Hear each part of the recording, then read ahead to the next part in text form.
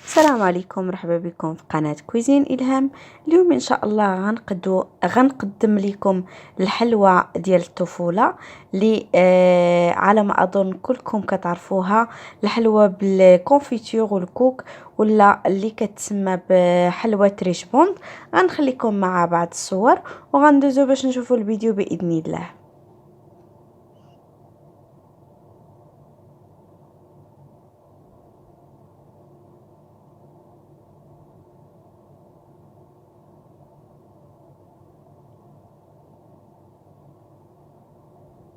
بالنسبة للمقادير، عندي هنا 2 ديال البيضات، قبصة ديال الملحة، الكأس ديال الزيت النباتية، الكأس مع مرش ديال السكر حبيبات ولا سكر سنيدة، الدقيق، وكيس ديال الخميرة الحلوة.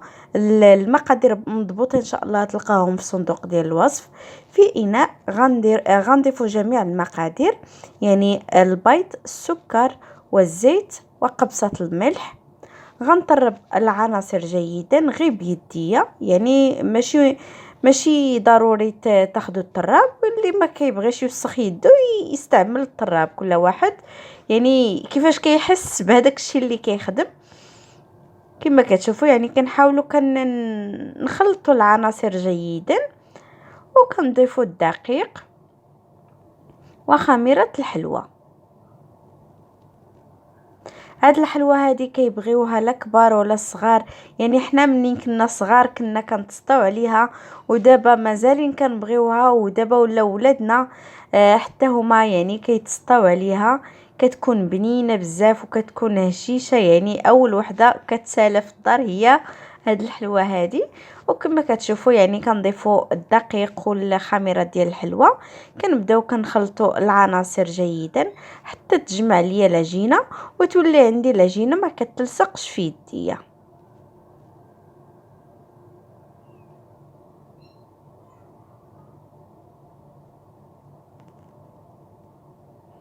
على هذا الشكل هذا كما كتشوفوا، يعني كتولي كتقيسيها ولا تشكليها كما بغيتي، ولكن ما كتلصقش في اليدين. كناخذوا واحد الصينيه ولا الطاوه غنفرشوها بورق ديال الزبده، واللي ما عندوش ورق ديال الزبده يدهن غير الطاوه ديالو بقليلا من الزيت. وغناخذوا كويرات صغار، تقريبا كويرات ديال اللي كيلعبوا بها الدراري الصغار.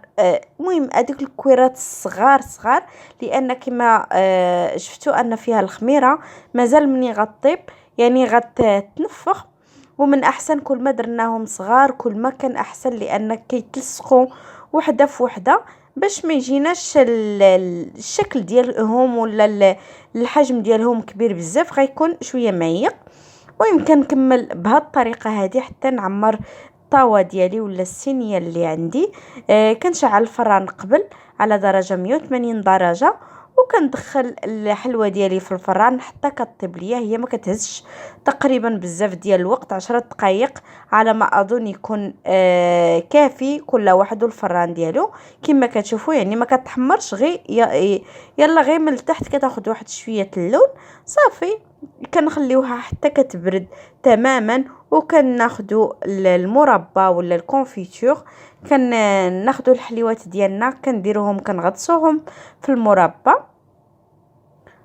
وكنحيدوا الزائد ديال المربى ولا ديال الكونفيتور، وكنحطوهم في الكوك اللي كيكون الكوك كما كتشوفوا يعني كيكون شويه جديد باش يعطينا النسمه ديال الكوك، ما يكونش معطل. وصافي كنكملوا بهذه الطريقه حتى كنكملوا جميع الحلوى اللي عندنا بنفس الطريقه.